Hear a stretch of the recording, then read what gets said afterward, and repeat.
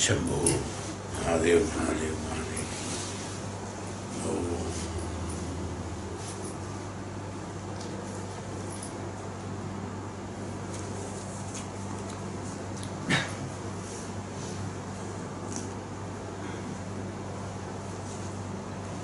So in 6 to 1, we were talking about the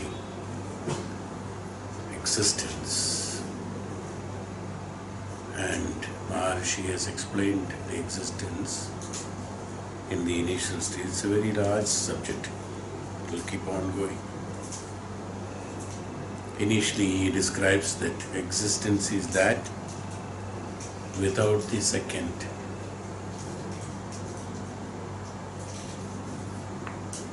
There were a lot of discussions, and there are a lot of discussions about the existence, whether that what we are seeing is the existence, and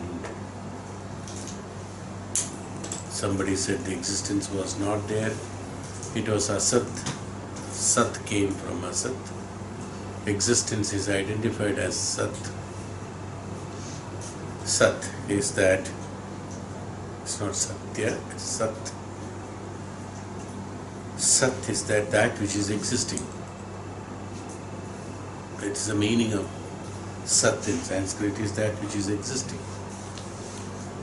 All that what you are seeing now is also was existing. There is nothing which was not existing. Whatever you are seeing was existing.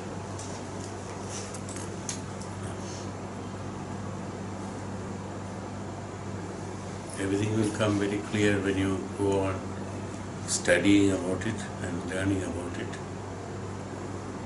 Existence, initially he said that if there is an existence, somebody said there has to be a creation, then there has to be a creator. It's all creation and it's a creator. Somebody said existing is not there, nothing was there, absence of existence. There's nothing called which is an object from where something has come. Nothing means nothing, nothing means nothing. Absolutely nothing. This absolutely nothing is not a right concept according to, even though there is a word called shunyata in Vedas. This has been misinterpreted here. Basically he said in the in Upanishad he mentions about the Buddhism has been explaining about shunyata, there is nothing. Vedas also have a chapter called shunyata. It is not that it is not there, but the shunyata, as I have always explained what is shunyata. Shunya means it is not that there is nothing. Shunya is that where there cannot be identified as something. See, if there is an akash, space is there, we call it as space. When there are clouds there, then we call it as sky. You see. Suppose the clouds are not there, there is no sky. Infinite, you suppose you don't see anything there. Since you are seeing the clouds, we call it as sky, that's all.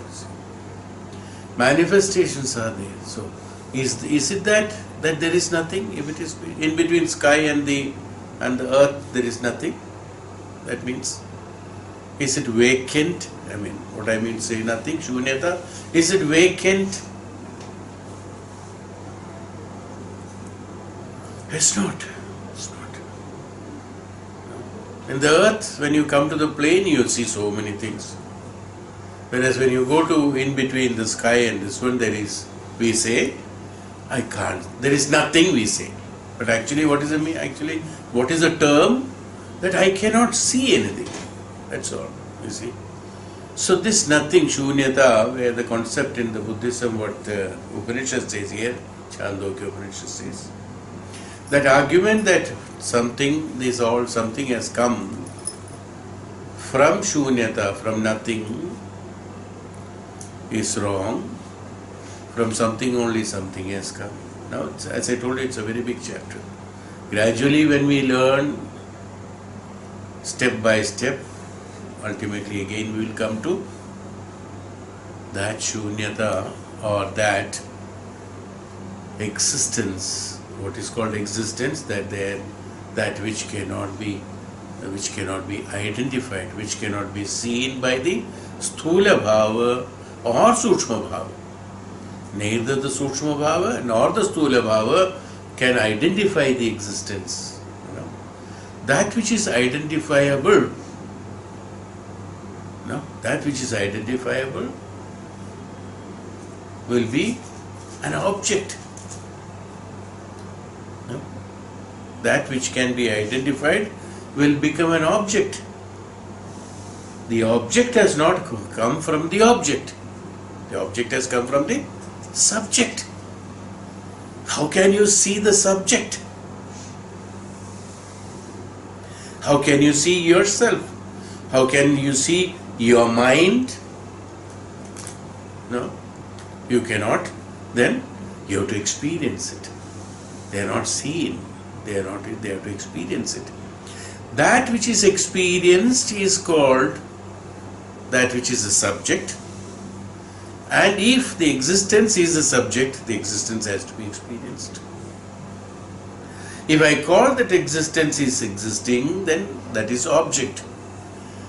Probably that is what Buddhism was talking about, that shunyata, but here he said that it has been clearly said, from nothing something has come, is what the school of thought was explaining. That is not true. Something is always there. That something which we call as something, whether it should be called as something or it should be called as nothing, everything is no.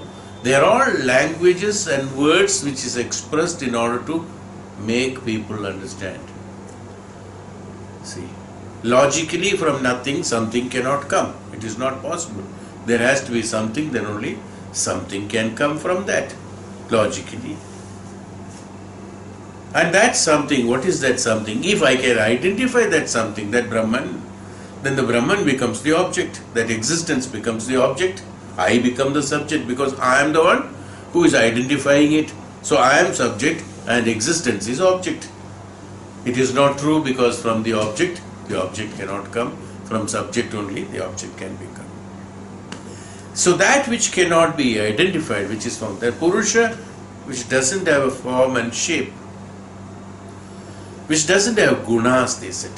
Why gunas are not there? Because if it is a matter, if it is a material, if it is something which is an object, it will have gunas.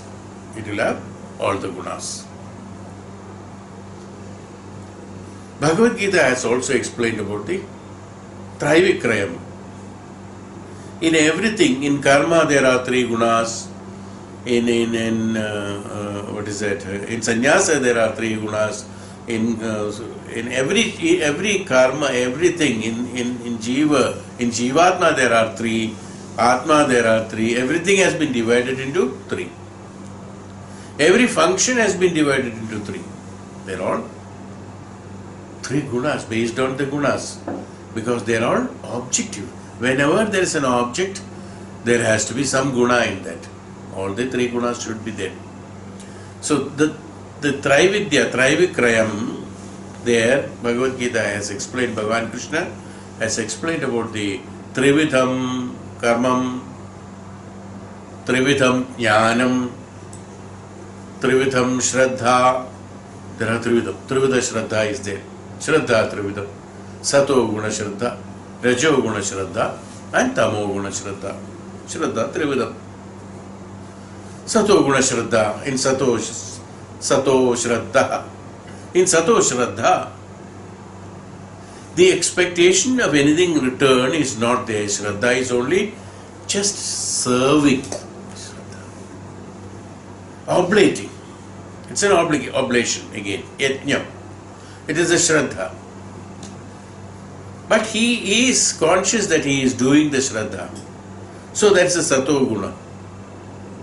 In Rajoguna Shraddha, he would like to do a Shraddha in order to gain something and utilize it, enjoy it. Tamo Guna Shraddha is that he doesn't want to do it, he is being forced to do something. It's Tamo Guna Shraddha. This tamogunis. Something he thinks and something he does. It is forced. It's some sort of forcing like that. Trividam. Everything is Trividam. Trividam jnanam, satoguni jnana, rajoguna jnana, tamoguna jnana. Trividam karmam. Sat karma, rajo karma, tamo karma. Everything is Trividam. Everything is Trividam. Everything is divided into three. Trividam karma.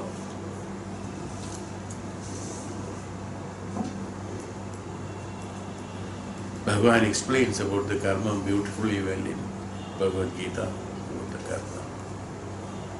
The first karma begins after the birth, when it is born. When the child is born, again, I have explained about the sensory system some few classes back. Senses and sensory system. There are 5 senses. In 5 senses is the one which we are having. All the sensations. Everything is divided into 5 only. 5 senses, everything we divided into 5 only. No?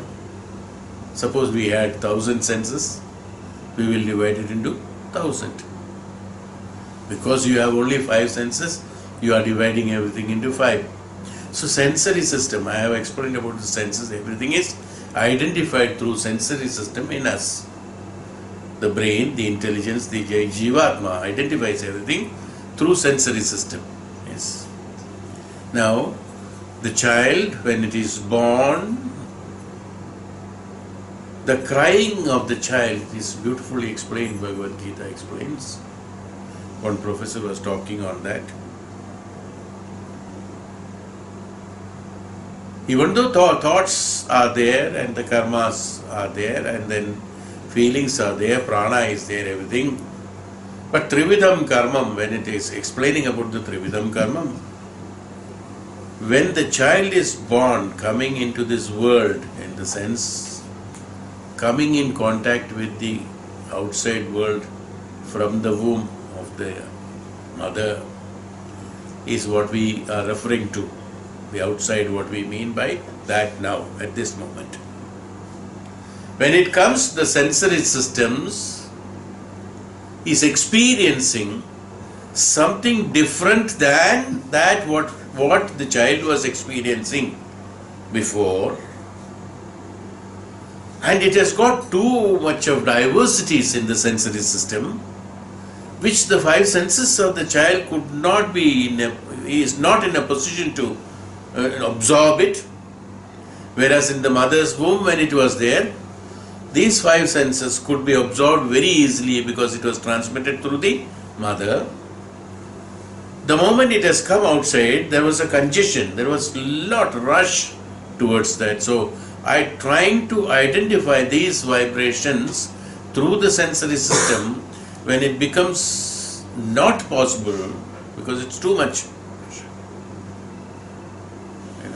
Too much of pressure, what happens is that the child is crying. It is not due to pain that the child cries. As far as the child's body is concerned, there's no pain. You drop it down, it will not pain because there is nothing. The bones are very flexible, nothing will happen to a child. No? Nothing. Because the skull is little hard, whatever is harder, that only can. But when you drop it down, nothing will happen. You can handle it any way you like. Nothing will happen. Yes. Child cries is not because of the pain that it is undergoing. It is because of the sammardha, what is called as a pressure. It is because of the vibrations that is exactly happening outside in the world is not perceivable through the 5 senses, and it is being crowded, it cannot understand that. So this perception capacity is not there. So what happened is that there is a confusion and there is a pressure. The change in the vibrational frequency is the reason why it is crying. Then somebody can ask why it is only crying, why not laughing? Why it is crying? Why not laughing? If it is only an expression that through the senses, because in the level of senses, and sensation, there are no languages for expression. For there are no languages for expression. The only language for the expression is, please don't disturb me in between, yes? So what happens is that the sensation or senses, what is there, is based on, there are no languages in that. In that recognition, there are no languages. The language is only crying. Every expression is crying. That's why when we have kashta, we cry. When we have dukkha, we cry. When we have bhakti, we cry. When we love, we cry. When we speak, we cry. When we do anything for that matter, what is the ultimate expression? When our disappointments, cry. Everything is crying only. Why? Why? Because beyond the five senses you are unable to perceive that. The dukkha that is happening, you are unable to identify the dukkha.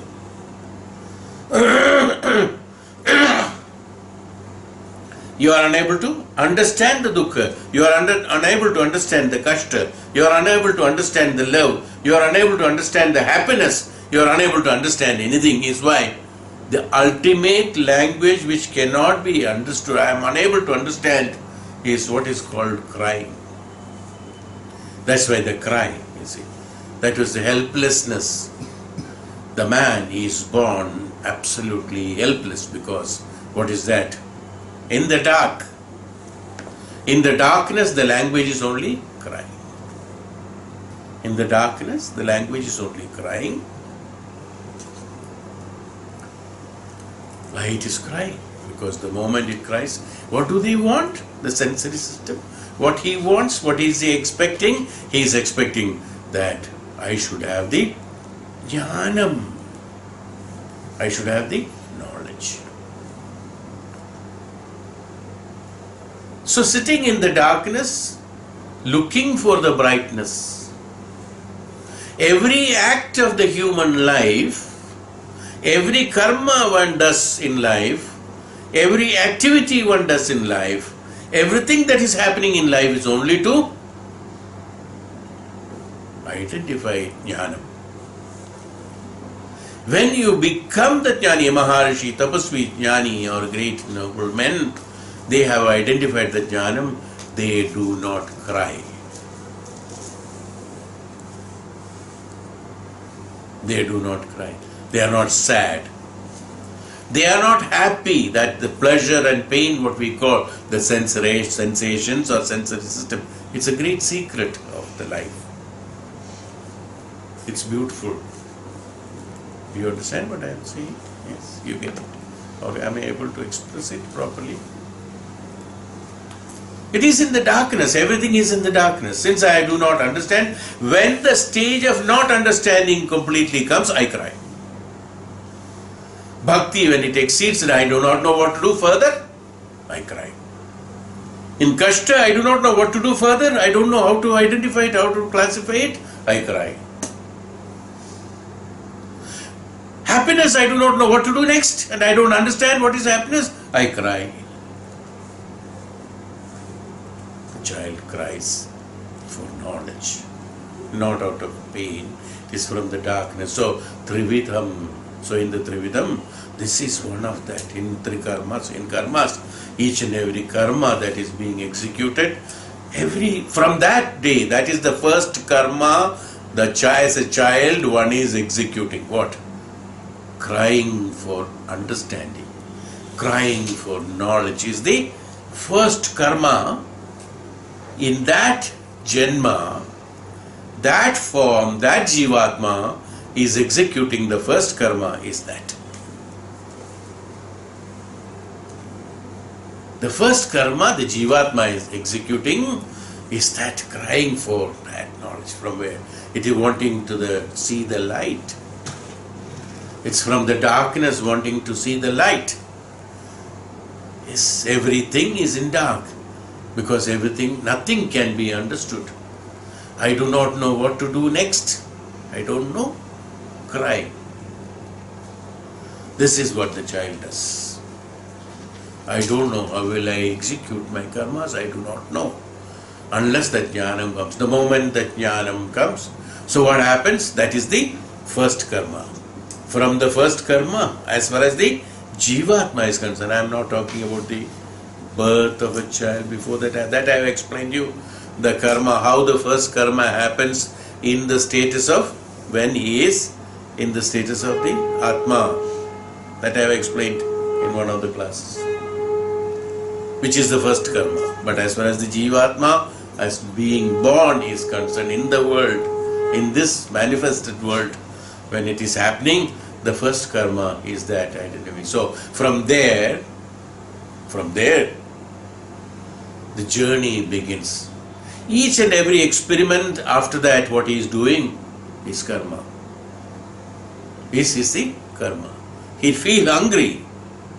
Now he doesn't know what to do. Cries.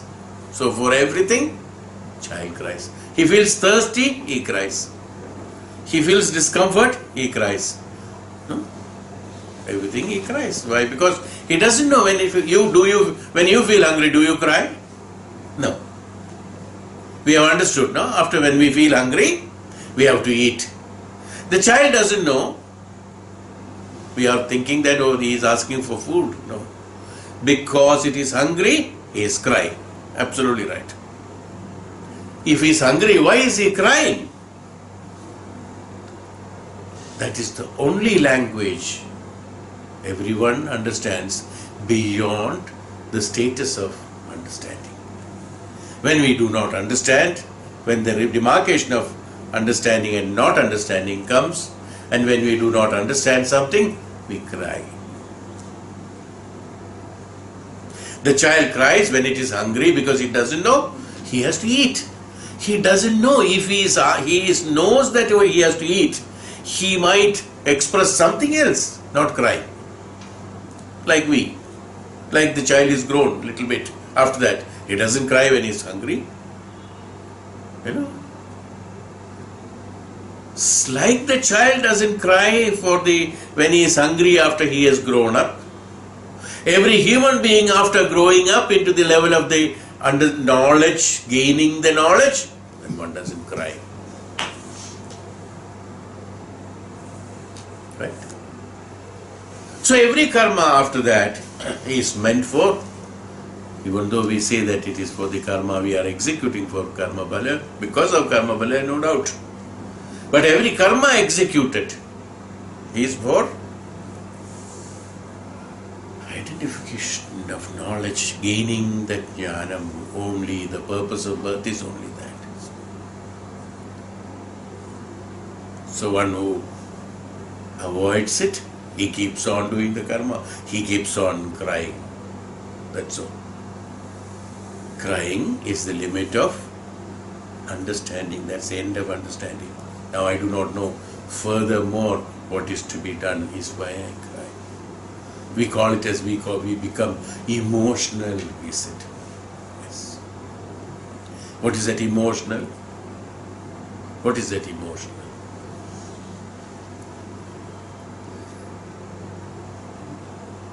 The sensory system reaches its optimum level of understanding through senses.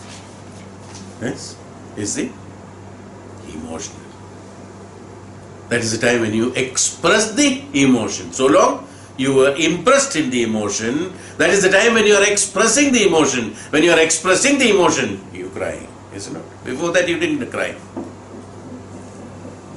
Because that quest of knowledge was not there, it was in the process, but the time when it has come that I do not know, that jnanam is not there, then the crying happens.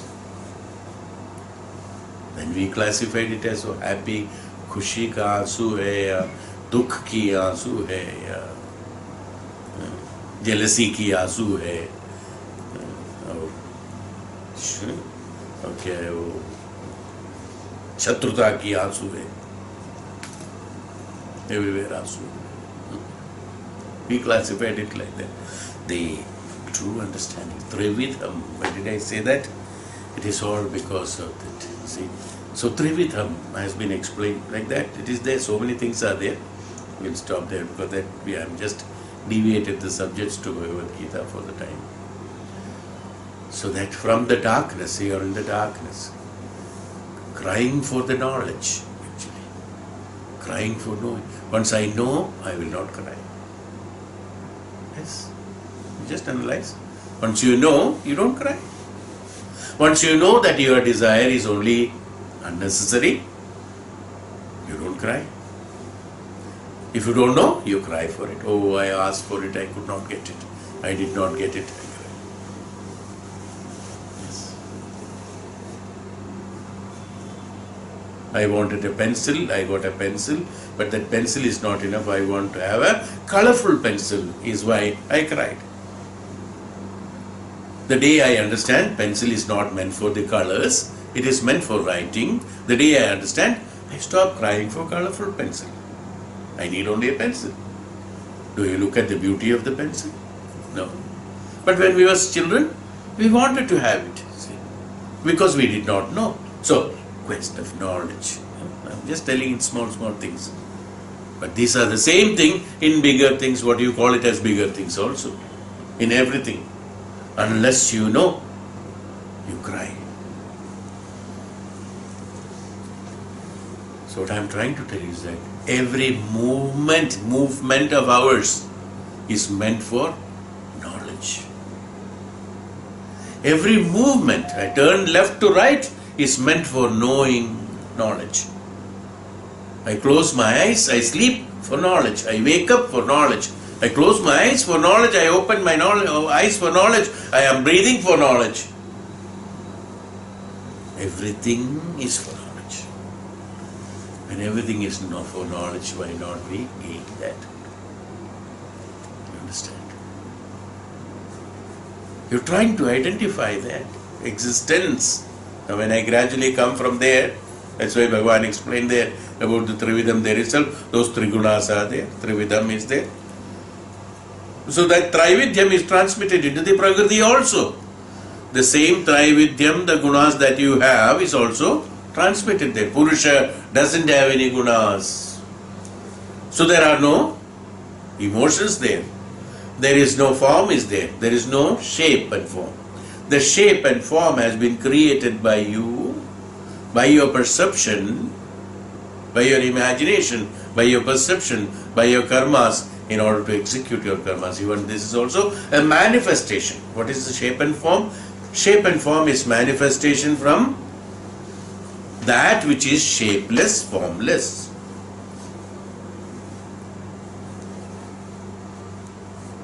Since there are only 5 Bhutas, we have created ourselves from the Pancha Bhutas. There are 10 Bhutas, we would have created ourselves with the 10 Bhutas. We have been identified as 5 Pancha Bhutas. Manifested those Panchabhutas. We have manifested those Panchabhutas into a shape and form so that you can execute your karma. I have explained this hundreds of times earlier. In Garuda Purana, I said that shape and form of a human being is based on the karmas to be executed. A saint's physical function, a saint's thought, a saint's capabilities of many things in the physical body, his digestive capacity, less eating, less, things like that. So many things are there which is connected with that. So his form and shape, he creates according to that. Like we have done. Why you are surprised about it? You have created glasses and then the flasks and then the containers and the plates and the bowls and spoons and things like that. To your convenience, this is not according to your requirement. Why don't you buy all sorts of shapes and forms of utensils available in the market if it is for beauty only? Some of them are for beauty, of course. But you require, this is not required for me, even though it is looking beautiful, I don't need it, is it not? You reject it, but someone else takes it. You want to take, you take that plate. You take a particular kind of plate, you take a particular kind of glass, you take a particular kind of these things. Why? You have preference of utility for it, The same way you have utilized, manifested your own sharira, your own characteristics, your own karmas, you have designed and you took birth. Is it not right? Since you have created these things also, depending upon your own karma, your own utility. Here when it comes to this, we call it as utility. When it comes to the sharira of the self, we call it as karma. Is it not both same? This is also for utility and this is also for utility. Yes, the sharira is also meant for particular utility, so it has to be that shape and form only. It's not. I cannot use a spoon for a glass. Karma of the glass is to contain more water. Spoon's function is only. So your sharira, your body, your mind, your execution, everything is created by that. You want a transformation, yes, you can do it.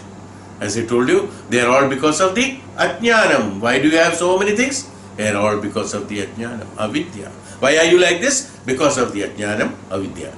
Nothing other than that. The day you have jnanam, vidya, you know how to renounce it. Yes. The day a better utility comes, it's not the same glass that we have used in the childhood. It's not the same plate we used in childhood. Those things different. Not the same utensil that childhood. Same difference. There was difference because whenever the needs have changed, when I realized, when I understood, the utilization, the utility also has changed. Many things are obsolete for us. It's not necessary anymore. At one point of time, they were all necessary. The more you understand it, that jnanam has come, then that is no more necessary. What happened? You have renounced those shapes and forms. The same way, in order to remove, renounce the shape and form, the moment that jnanam comes, as the child crying for the knowledge, as the jivatma crying for the knowledge of the atma in it. A sentence I read out in the last class, that a horse, when it is, the rider, when the horse is being traveling, and the obstacle that comes against the horse is avoided or removed by the horse itself. There is no third horse there. There is no horse which has an obstacle. There is no horse which has avoided the obstacle. There are no two horses. Both the horses are one. Same way, Atma is that one who created the Jivatma, who renounced the Jivatma. Both are. That's why that sentence was read. The horse, when it was riding, the obstacle that comes against the horse, in front of the horse, is avoided by using the same horse, is what is written, if I remember correctly. The horse in the By using the same horse, it has been. So it is the Jivatma who undergoes the karma of the karma bhalas and taken the birth, and it is the Jivatma who renounced that birth to identify the Atma. Same meaning. The horse being used for avoiding, the same horse is avoiding the obstacle too.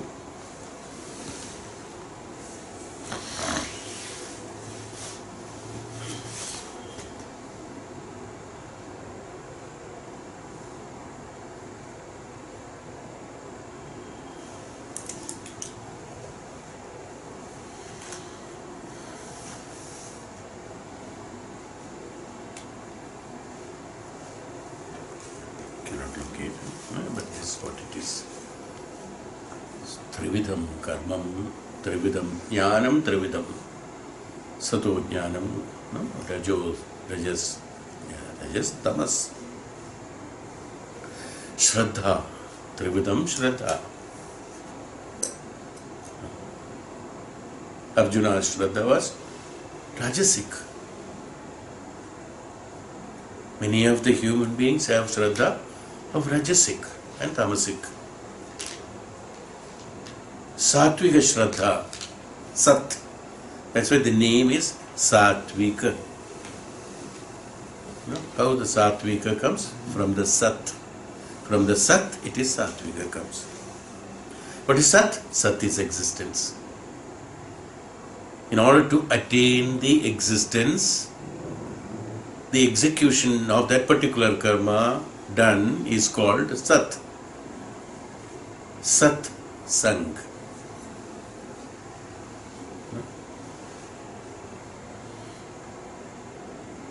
The Sangat is meant for Sat, identification of existence, identification of the truth. The Sat has to be identified. The same way, it is the Jivatma who is trying to understand the Atma, the same Jivatma who has formed himself, who would like to renounce himself by using his own capabilities and efficiency and the Jnanam. Who is having the Jnanam? Jivatma. After the Jivatma transforms itself into the Atma, who is a witness, who doesn't act upon. We have talked about the witness. What is called a witness and how it is a witness. We spoke about it in the last class. So here what happens? The existence is that which is, so we were talking about the existence of non-existence and existence, asath and sath, that which has come. What is called the existence? Was there anything? It was all there. Everything that you are seeing, that you are experiencing, those things were there from day one. Even though we call it as stone, Satyuga, Treta Yuga, Dwapara Yuga and Kali Yuga, even though we call it as Stone Age and that age, this age, 10,000 years ago, 20,000 years ago, according to you, all the time the existence was having all that what is there. Easier to understand.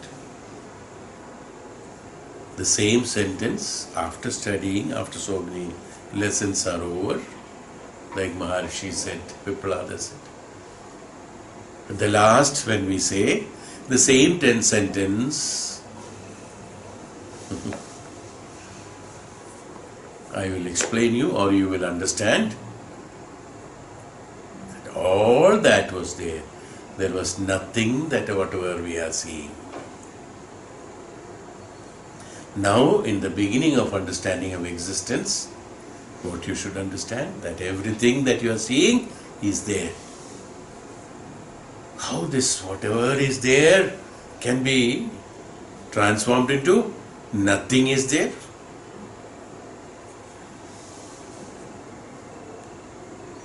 This whatever you are seeing, they are all from the manifestations of shapes and forms.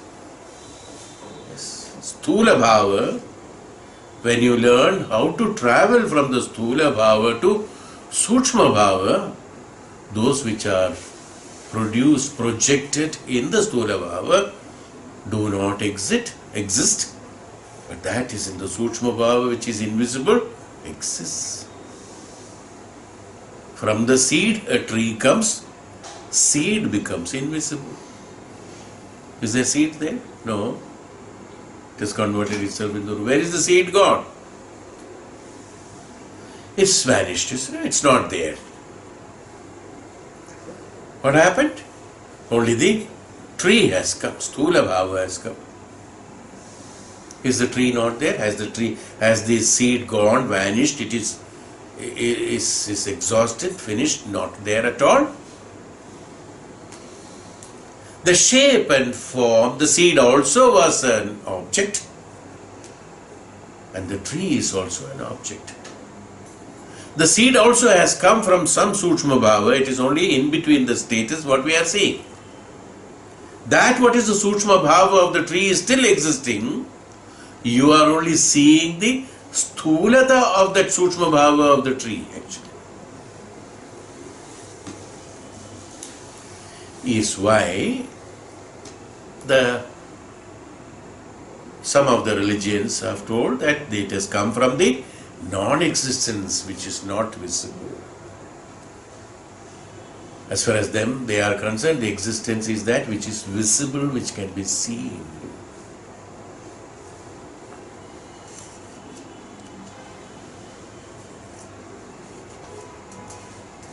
We said somebody died. He is no more there.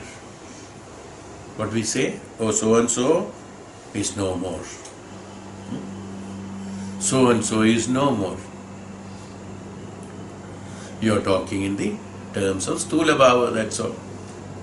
Has he really died? So Upanishad says nobody dies, nobody take birth. So, no? Vedas and Upanishad says nobody dies. But we say so and so is no more, not only died. It's a language,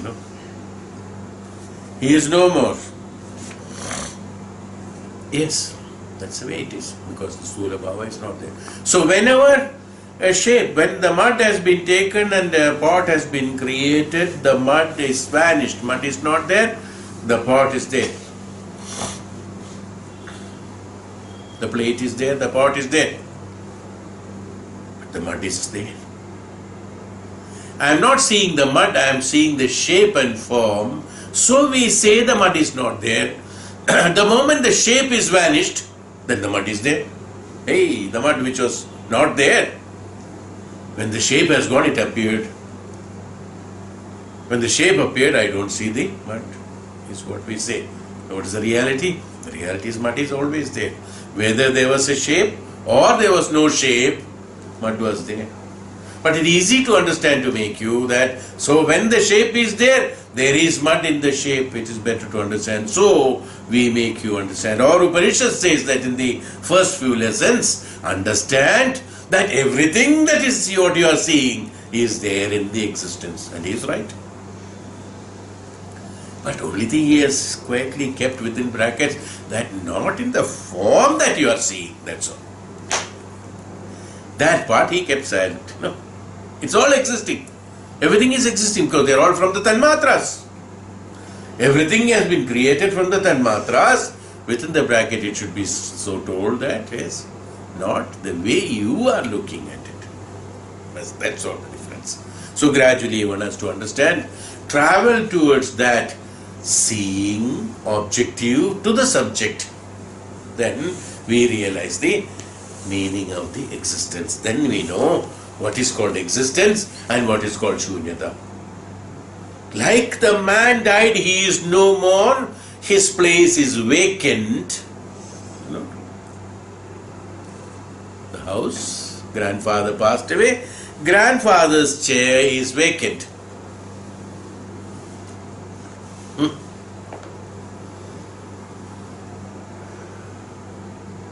This is one school of thought. They said that, oh, there is nothing. Oh, the grandfather who was there is not there, nothing.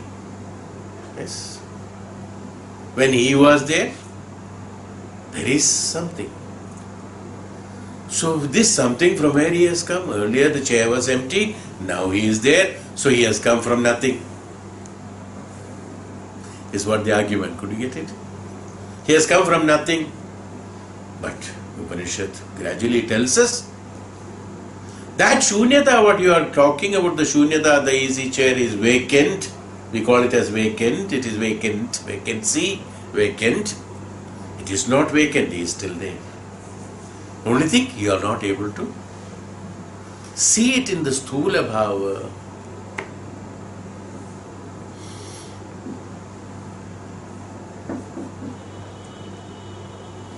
Chair has been made by wood. When the chair is destroyed, chair is no more there, but wood is there. In some form or other, wood is there. When the chair has been made from the wood, you thought the wood is vanished, but the chair is there. Yes, we have to go into detail. Then only we can realize that what is called the existence and what is called non-existence. So do you think it is non-existence? The wood that has been made by you into the table is the wood, and that wood has come from the seed, and that seed has come from the cloud, and in the cloud the annam has come from the karma phala, and from the karma phala, from the karma only karma phala has come, so it has become into the another jivatma. So the jivatma is from the atma. For finding the experiences from the atma, the jivatma has come. So there is an atma, and where is that atma? From the atma it goes to the prakriti, it goes to the purusha. Purusha doesn't have form and shape, cannot be identified, cannot be seen. Shunya. What is purusha? Purusha can you see? Brahman can you see? Brahman cannot be seen, cannot be identified, cannot be heard, cannot be seen, cannot be told, cannot be tasted, cannot be.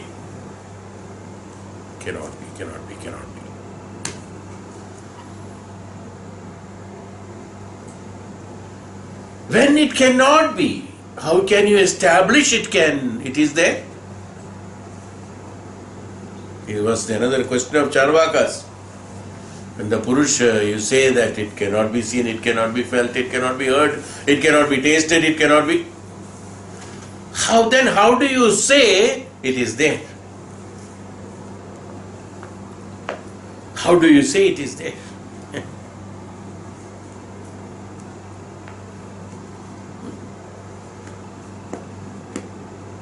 How do you say you have got a mind?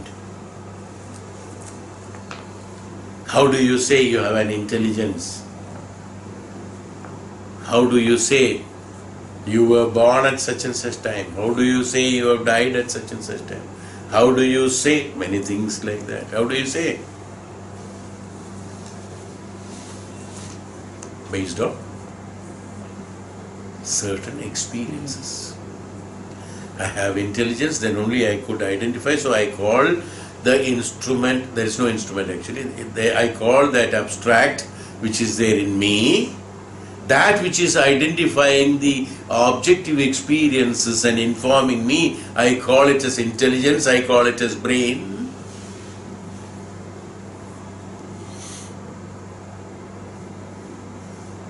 If it is a brain, that instrument which is doing that, if I take out the brain and keep it outside, will it identify it? Will it identify? No. It has to be fitted here only, no? It has to be an inherent instrument along with the all other things, then only it will identify. And the substance that is inside that brain is called, we call it as intelligence. Can you see intelligence? Can you see mind? Can you see your emotions? Can you see your sensory system? Senses, what we call it as senses. How do you identify them? You can experience them, is it not? Same way, Purusha has to be experienced. Is it existing or your mind is existing or not? If your mind is existing, Purusha is existing. If your intelligence is existing, Purusha is existing, Brahman is existing. If your grandfather was existing, Brahman is existing. Is it not? If your grandfather was existing, Brahman is existing.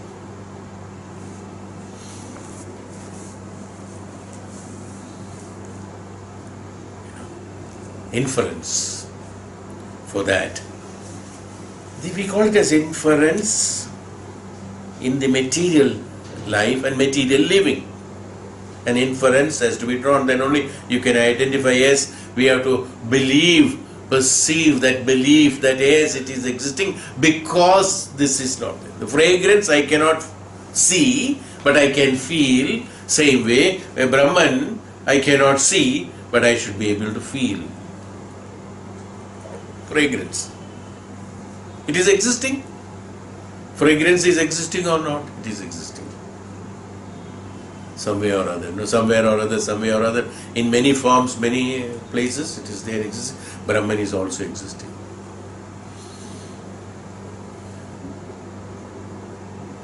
We call it as inference, deriving through inferences. We have, as I told you, hypnotically, one has been hypnotized from the inception of number of ages of janmas. We have been hypnotized of certain things. So certain things which I understand, which has been hypnotized in me, can be derived through inference. If I say fragrance is in the air, I believe it. Fragrance is in the air, is it not? But if I say Brahman is there, you won't believe it. If you are believing there is fragrance in the air, then you should believe the Brahman is also there. If your practice of inference and identifying and understanding is perfect. What do you mean by perfect? Because it has to be one application has to derive all the solutions with the same applications. But here what happens, you got partiality. This application is common, but you are deriving the benefit of application only for few particular objects only. Fragrance is there, this was there.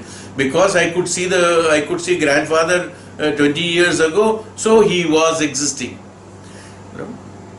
I am identifying things, so I have intelligence. Only these things. But when I say Brahman is there, my inference capacity doesn't function. What? Because I am hypnotized to learn, to do inference, to execute certain things in certain manner from number of ages and times. That's all. This hypnotism still keep on functioning on that. We did not try to come out of the cycle of that hypnotic suggestions that we had been undergoing and we are undergoing, and come into a free thinking and free moving world by ourselves. We are always guided, consciously, subconsciously, unconsciously, in presence and in absence, constantly. We are not doing anything by our own. Am I right? You're only acting based on that. So you got certain parameters. Now, in order to overcome that, is why these Upanishads have been Vedas and Upanishads. That's what's called the realization of the Atma. So in the process of realization of the Atma, you become the true self. When you become the true self, you become the sath. You become the existence. You renounce the you, what you are. Today, somebody has put a name for you, and you say that whenever that name is called, that name is you.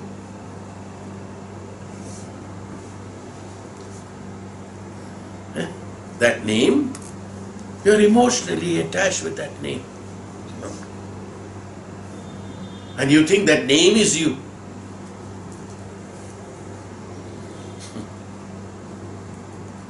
And we created a story on that. Ram ka naam, Ram se bada Ram ka naam. Because you think this is the way you are.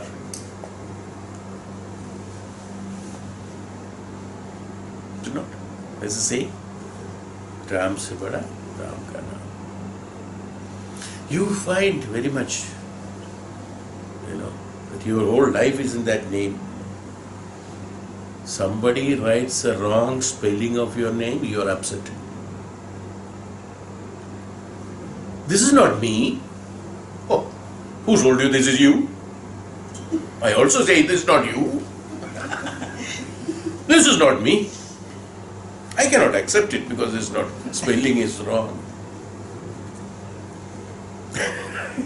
For example, is it not? Just for the namesake, I'm saying, this is not me. Absolutely right, this is not you. Why do you think this is you? When you write it properly also, why do you think this? Now this is me. The moment spelling is corrected, now that is me. You see, this is our perception. This is, you can imagine now up to what level, padala we have reached. I am seeing a letter written there and I am saying this is me. And that is mine. This is how we address. Anyway, that's a common language. I'm not talking about. I'm talking Upanishad. So you should understand that. That is me and that is mine. And the envelope, my name is written, so I say it is mine. That's all. Including the pin inside that is mine. Yeah. When they open the envelope, the pin has fallen down. Hey, somebody said there is a pin falling down. Oh, it has come from my envelope.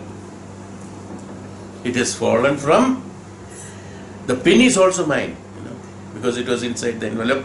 Inside the envelope where only on top of envelope the name has been inscribed, finished, that's all become mine. This is the perception of our life. How do you understand the existence now?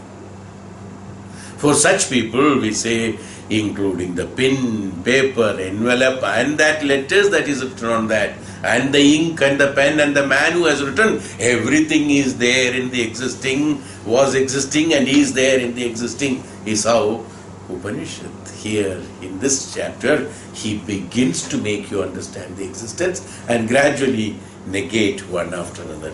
That's what he's doing. Is it clear? Beautiful. So Bhagavan says that is called the existence. What is existence? So everything. If you say everything, everything. Somebody says nothing, nothing. Why? If I say nothing, there will be 1,000 questions from something. Something has come from nothing. Nothing has come from something. Sath, asath, sath has come first or asath has come first. Adi Shankara said. They are all depending upon the identities that you have created based on the perception that you have. A saint's perception is different about this existence, and a common man's perception is different about the existence. And the Purusha is that which has got no shape and form. Whatever may be your perception need not be that which is called a sath. It is you as you are identifying the cow and the buffalo and the milk and the honey. You identify the God and the perception and the Purusha doesn't mean it is like that. It is your projection, that's all. As I told you in the previous class, go and sit and look at the cloud. I don't know whether you have seen.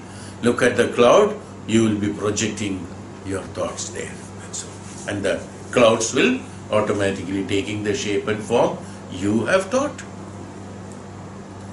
How the manifestation has been done by you? Has the cloud changed? Shape and form? No. You have superimposed your perception onto the cloud. That's all. Same way you have superimposed your perception to this world is how the world is looking for you like this. Am I wrong if I say that? Is what the question of I know. Please identify why I am saying all this. To give you a firm idea and opinion, knowledge about what is called existence, and from where everything has come, or this what we call everything has come is a perception. Everything has come in the sense what nothing was there. That is where the question comes. Whether there is something or nothing, why the question of something and nothing has come, why these two schools of thought, asath and sath? There has to be only sath. There cannot be an asath. There has to be only an existence. There cannot be a non-existence. You may ask me why I was contemplating on this very much, for long. Why I said that whether the asath has come or the sath has come, this is what Upanishad has written here in the para. I think I read about it now. That such and such people are thinking like this. Nihalics and the Buddhists and this. They are all differently thinking. Whether asath and sath. I had been contemplating on them, which should be truth. And Vedas and Upanishads said that it is there, existence. Initially, you believe existence. Sat is the truth. Sat is existence. Why there is existence? How Vedas and people like Adi Shankara and Vedas, people, Maharishis and Tapasvis has established that Sat is the truth. You have to accept it.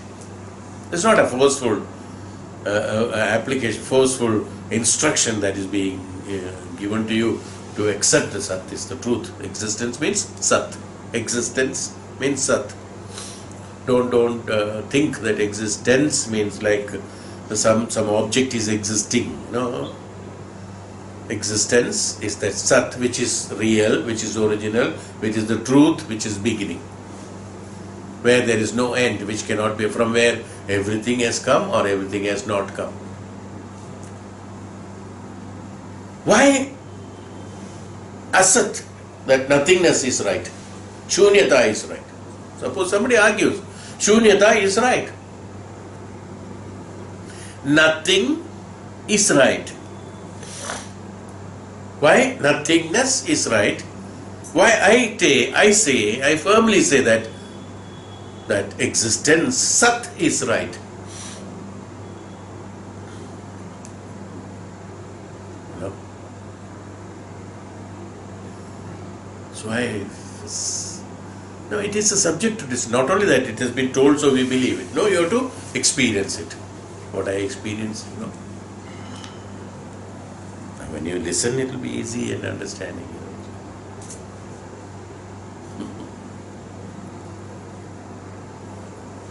I contemplated when I got the answer was that when somebody said asat, non-existence, shunyata is right. Yes, shunyata is right.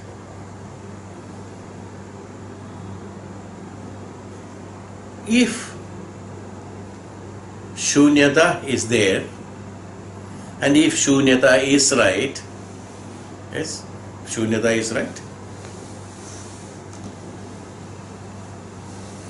that shunyata is sat.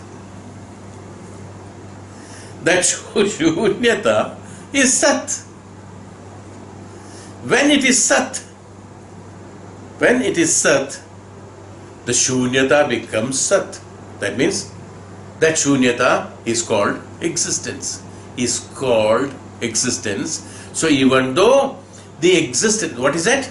What I understood is that when you call that asat and sat, yes, somebody says it is black, somebody says it is dark. Okay. One say it is black, another say it is dark. And there is an argument. Is it black or dark? How will you settle this?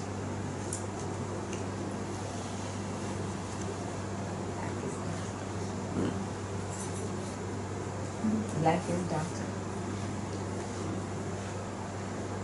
Darkness comes from black, or you feel black, it is from the darkness. Isn't it?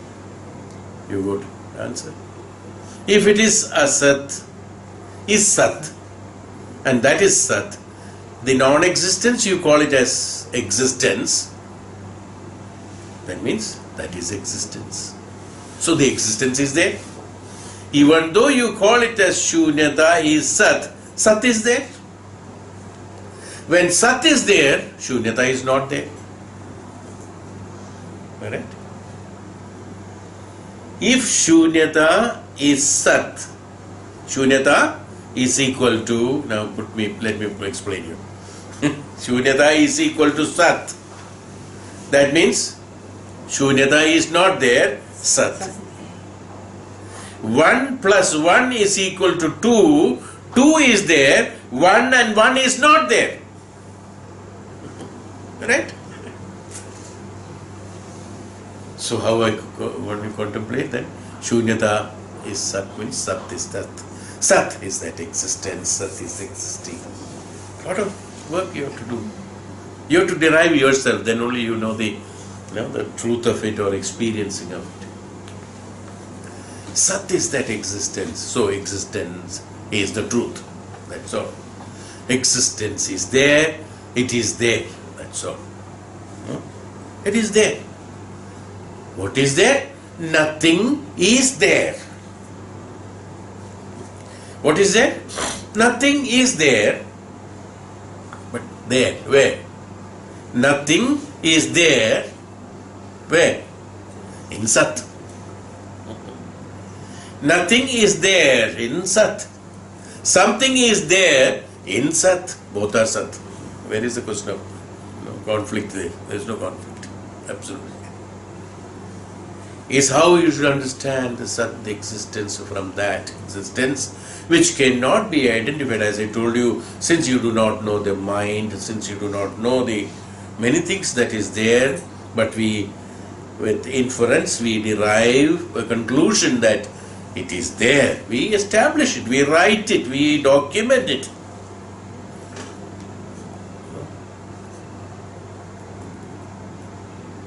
He's a mental patient. Mental disorder. Mental hospital has been written there. Where is the mind? Where is his mind? Which hospital? In that mind, is there so many minds in the hospital? Where are the minds in your hospital? Inference, is it not? We have accepted it. I'm just telling you certain things, that's all. Because they're all in common words we use, mental hospital, mind, mentally disordered. Where is the mind? That disordered mind you show me, which is the ordered mind? Mind cannot have any disorder or order. For mind, everything is order only. The mind has been utilized through your intelligence in a wrong way. We call it as disorder of the mind. Like we blame the God for every mistake I do. I have not done anything, why God is punishing me, is what we always blame. We are purer than the God. I have not done anything wrong, why God is punishing me? Is the question. This I. Mind is also like that. My mind says that, his mind says that, his mind is not working properly. What do you mean my mind is not working properly? Mind is working, that is why he is disordered. He is disorderly, it's not mind's fault, mind is working. You want to use the mind disorderly, that's all.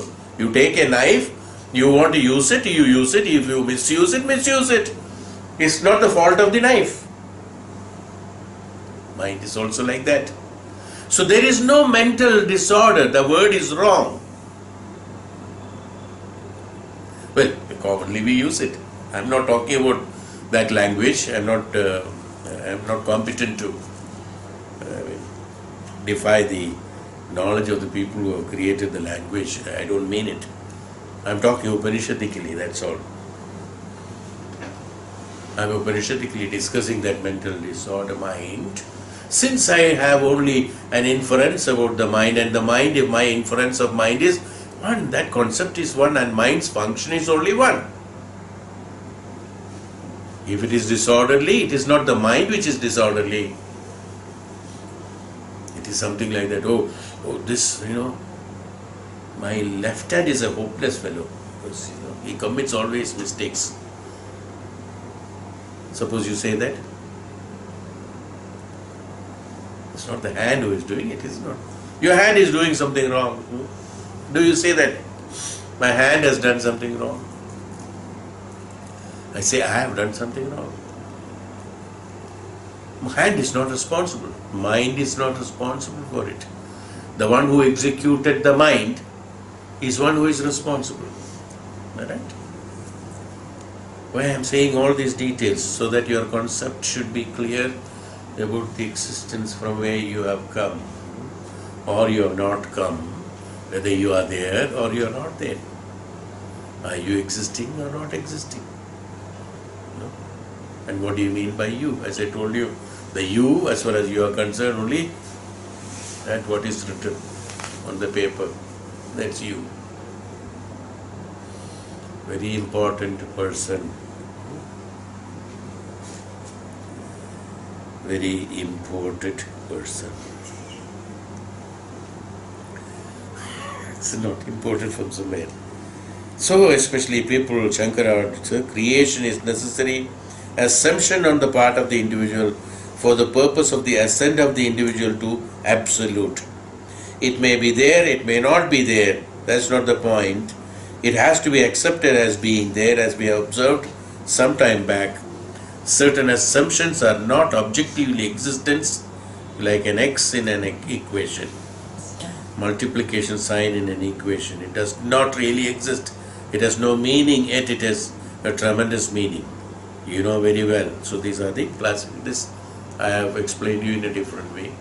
But that which is not there, which has no function, we believe it is there, and we have that function's identifications. So that which has been identified by us, only we say that it is existing. That which can be seen by our, again, I don't have to explain so much, that we being the sthula bhava we are looking through the sthulata, we are using an instrument of sthulata, so we are identifying sthulata. We are not in a position to identify the sukshmata. Even sukshmata, even when you go to sukshma, even then there are bifurcations which will go to those matras, tanmatras, where it reaches an indivisible part. So long it can be divided, it can be seen. So it has to reach a level of indivisibleness. When it reaches a level of indivisibleness, that which cannot be seen, which is called the truth, which is called the sath. So long it can be divided, it's not sath. From that it keeps on coming. From one thought, many thoughts come. It's not, the thought is not the sath. That's why we say process of meditation, process of tapasya, things like that, we call it as where there is thoughtlessness, we call it. Thoughtlessness, we call it. Why? Because thought we have identified, Upanishad and Vedas have identified, thought is a karma. Thought is a karma. Think, not thinking, please. Don't confuse. Not thinking. Thinking is what? You are implying a particular feeling, emotion into your brain, analyzing it and establishing it as the truth, or it has got function in you, converts it into a thought, is called thinking, that you are thinking. I think that is right. This is what we say. I think that is right. It may not be right. You understood? It may not be right, but what I say, I think that is right. That means that which is not the truth has been imagined by me.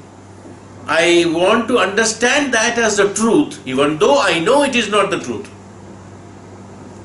Even though I know that is not the truth, I want to understand that as a truth and establish that that is a truth and believe that is a truth. So I say, I think that is right. Whenever you say, I think That means that is wrong. You are not sure about it, That which is not been sure by you, if you are not sure about it, you cannot say whether it is right or wrong. How do you say, I think it is right? You cannot say that. It's a wrong statement. Well, it's a colloquial language, that's the thing. It's a wrong statement, I think right. Because by the meaning of that you know that it is wrong is inherent when you say, I think it is right. You are confirming by an inference that you are saying wrong. Your perception, that is only your perception. You thought it is right. That means, what is the proof? There is no proof. I think. You have your own justifications. Your own assumptions. Your own experiences. According to your karma bhala, you think things are right and things are wrong. And you establish, it is the most important thing is that you establish that it is as right. You have confirmed an illusionary method which has inculcated into your system due to which has been serving you with hypnotic suggestions for ages. You establish that what you are imagining is right.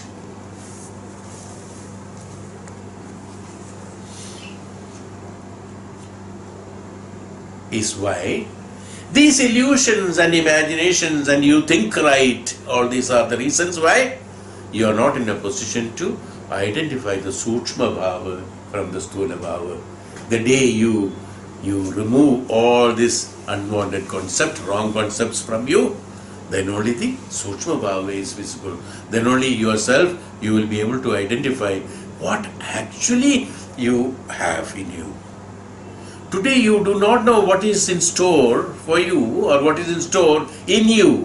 Why? Because you are only assimilating and accumulating things which are not true, which is imaginary, which is illusionary, which is according to your background of society, education, things like that. That's all. Which are all absolutely wrong. Are absolutely wrong. There's no maybe. Bhagavan says, no, that is not right, he says. Here the individuality in the perception, karma balas and the emotions and wrong concepts influence you throughout your life and you are misguided as you as an existence and you existing. So you will not be able to understand the Brahman. In Upanishad they call it as Brahman. Scientifically or in a modified method, they call it as existence.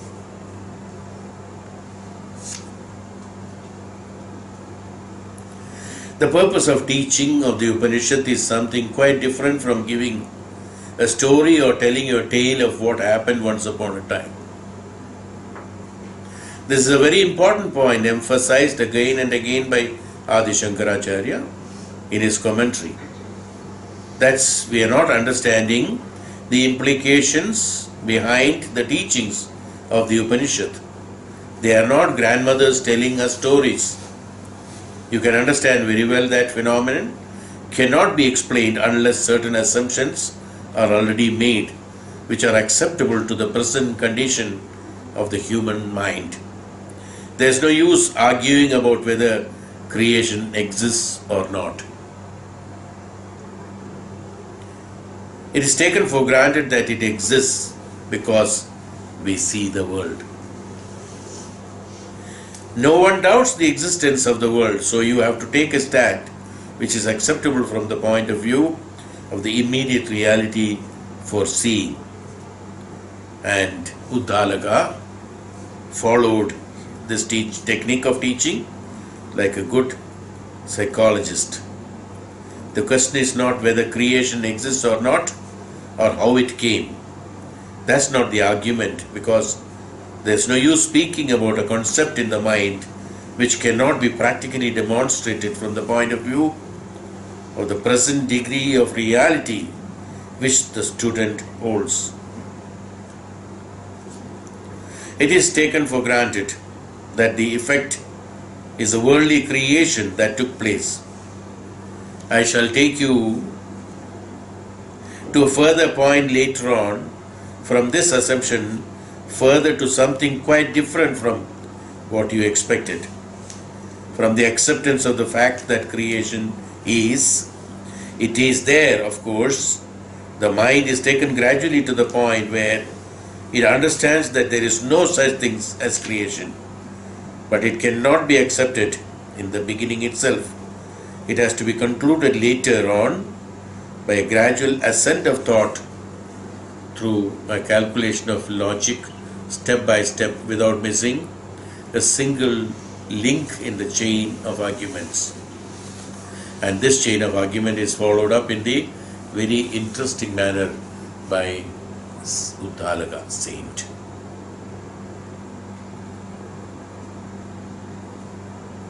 So the creation, when we call it as a creation, from the existence, the creation has come, is how initially for all the minds, as I told you already, the prelogue, he also told the same thing.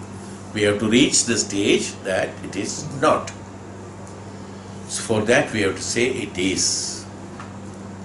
So from the existence, the creation has come.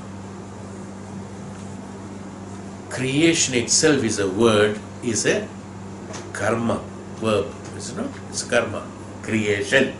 If there is a creation, there has to be a creator.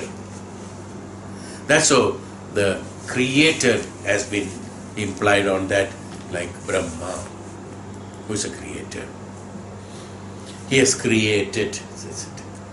But then the question comes, if a creation has taken place, if there is a creator, and creator has created it, there should be a purpose for creation. There should be a meaning for creation. There should be end for creation. No? Without just saying that you create something. No, it's not that. There should be a purpose for creation. No, you have to make a glass so that you can contain some water. It should be for you to hold it. It should be convenient. And to drink it should be convenient. And the length, the height of the glass should not be too much, because the liquid, when it is filled up, then one cannot carry it. It will become too heavy. So it should be such a size that where including the fluid inside or liquid inside, the glass should be for anyone, including a child, it should be in such a weight that it is carryable for them, and it can be used by one hand, by fingers it can be held. The diameter should not be too big or too less, so it should be comfortable, and then you should be able to lift it and tilt it properly. No, not that while tilting it all fell down. So and should be able to drink. So the angle of the external mouth should be properly made, so that the flow of the liquid should be proper. So many things have to be thought before creating something. Right? So creation has to have a purpose. So the creator has to know why such a creation is necessary. So many questions come. No? Creator has to know why such a creation is necessary, and after creating he should know how this will be executed, how the karma will be executed by that which has been created. Hundreds of things are there. Okay.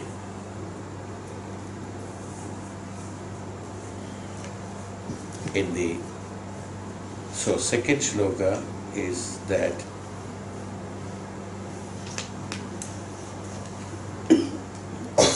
yes, yesterday I asked that, I told that the existence is one only without the second, I said. Without the second means that whichever is the existence, there cannot be another existence similar or same to that. Similar or same to that. When there is nothing similar or same to that, the existence is known as only existence. There are no existences.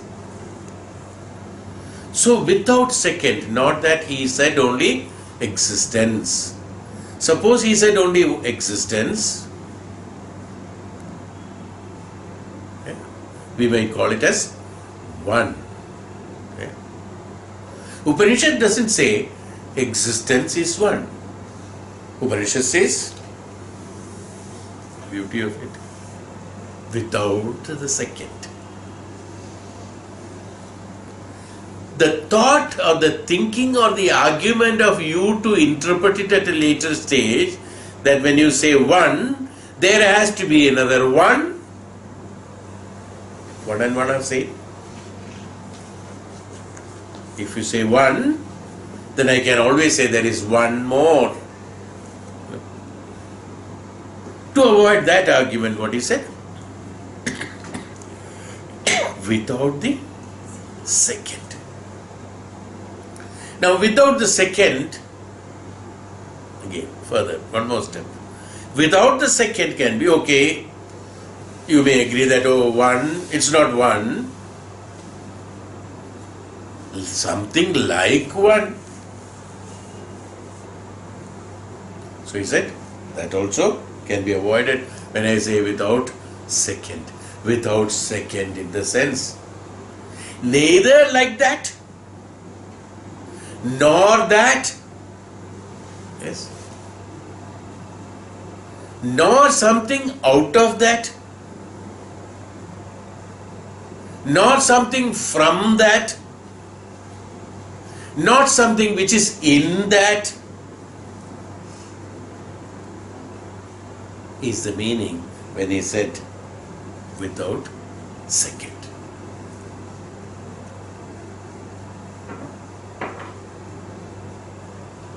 Mother with the child inside the womb is known as one. When the child is born, they are understood as two. So you may say everything is inherent in existence. You may say same thing. Yeah? That's why I said in that. There's nothing in that also. Not any of this. Neither of this. Nor one can derive something out of it. Nor one can create something out of it. Nor one can make something like that. Nor it is existing, nor not existing. Neither of existing, nor of, the third stage, neither nor of existing or not existing, neither of these is called existence. It's the meaning of without a second. Now there is no logical explanation. Normal mind cannot understand. It is there, it is not there. That which is not there is there, that which is there is not there. No. जो है नहीं है, जो नहीं है वो है. That's what he said, exactly that's. Without the second. That means है या नहीं है, or it is there or it is not there, or it is one or it is not one, I am not sure. In that one there may be thousands, there may not be thousands, but only thing one is sure is that what I say, no second one like that.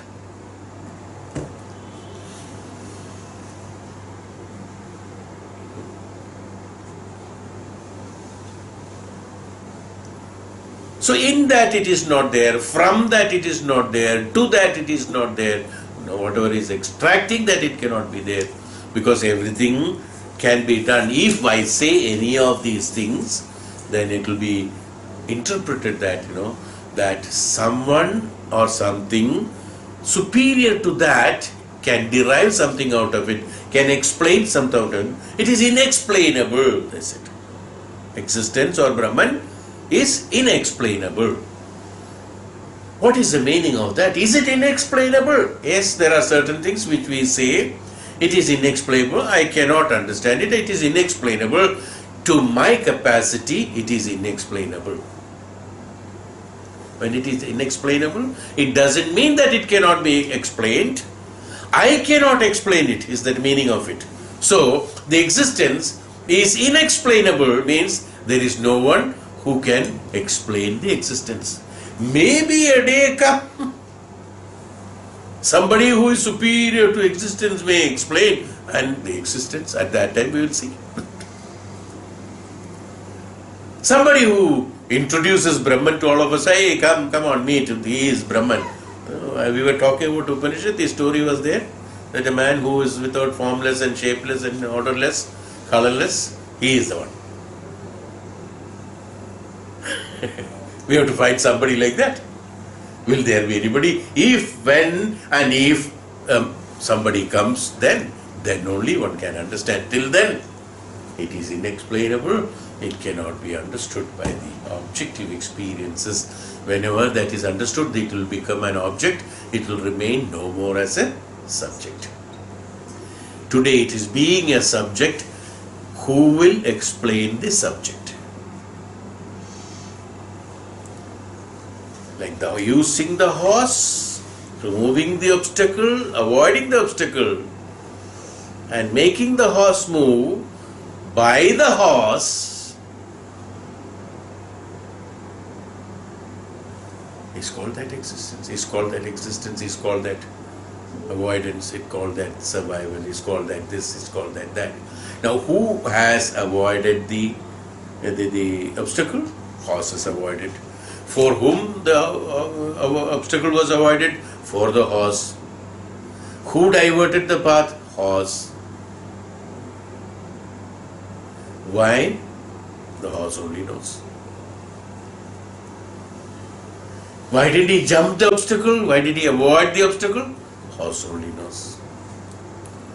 Brahman only knows. Existence only knows. You got the idea? That is why he said, only, one only without a second. He has never confirmed. One only without a second. One thing is sure, there is nothing called a second existence, second Brahman. One only without a second.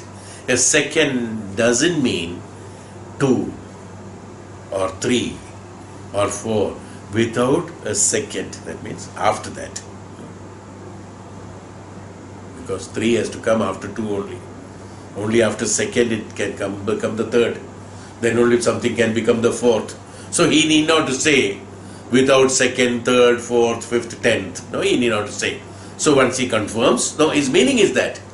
So once he says 1 without the second means no more. Is why Upanishad language has to be understood. He did not say that it is 1. Brahman is 1, never told. 1 without second. You cannot find, or you cannot experience, you cannot explain, you cannot do anything. A second one, or a third one, or a fourth one, like Brahman is called that.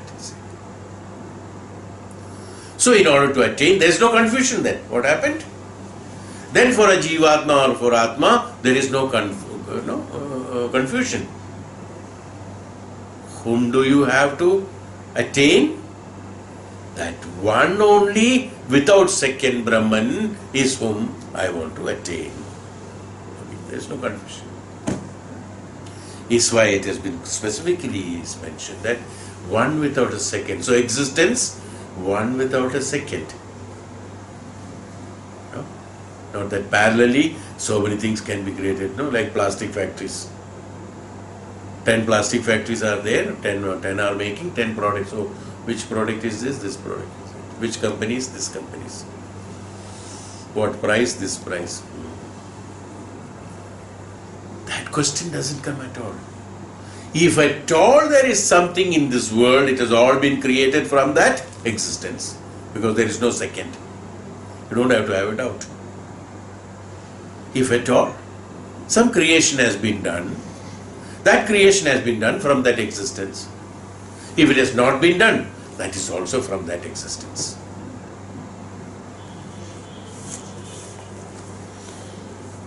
Clarity of existence has to be very clearly understood, because manifestations, after that we will be talking about many things connected with such. So your perception, concept of the existence should be absolutely clear. Then only we will be in a position to establish ourselves in the further positions coming so that we will be in a position to understand the pronunciation process and reach that there is nothing other than the existence.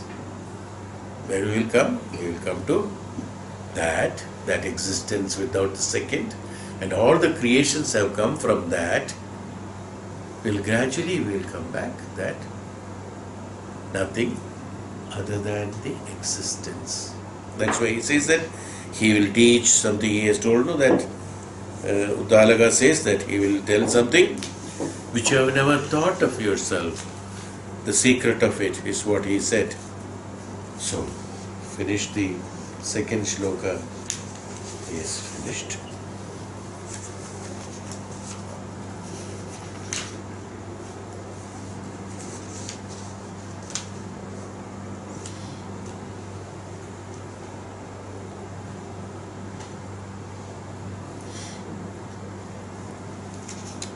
Okay, we have told all this. Yeah, we will go to chapter 6, section 2 and third shloka. So 6 to 3 will be the next class.